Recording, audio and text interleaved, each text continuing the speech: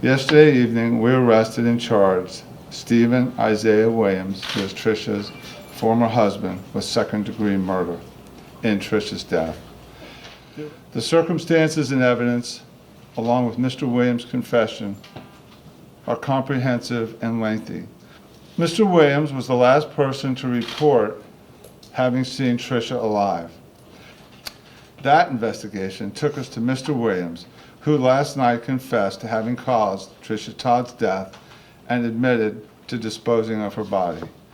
He is charged with second-degree murder as well as child neglect and is currently housed in the Martin County Jail on both counts, neither of which have any bond. We will continue doing everything we can and everything in our power to find Tricia's remains, as we do feel very comfortable based on what he said and some of what he didn't say, along with some of our video evidence and some of what we know. We do think we're within a 15-mile radius. So we're still in the area of Jonathan Dickinson State Park, the wooded area immediately west of where he was temporarily staying.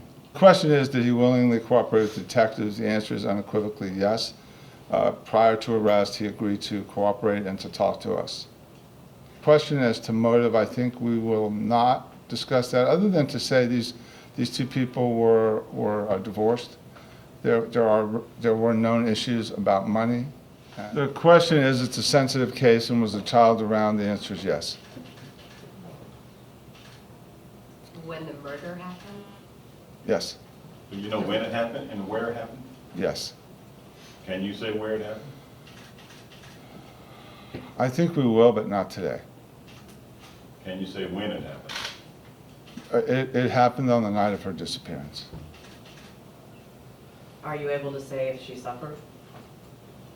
No. Can you give us a time frame, that last photo at Publix, between that last photo and when this murder occurred? Yes, I can refer to that. Yes, that was a very short time later, within hours, she was dead. Yeah, the question is, do we have other evidence? The answer is yes. Unequivocally, we have hundreds of hours of video, statements from witnesses. We have a very compelling circumstantial case, and the confession was the final block that we needed to know that we had a strong case. Does any of the video show him driving her car? Yes.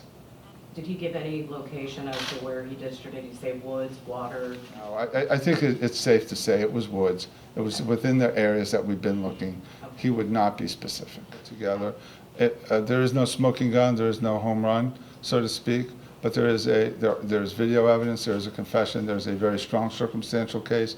There are gross inconsistencies in his initial statements, which only got worse with time. So the case in total, notwithstanding the apparent lack of physical evidence, is a very strong case.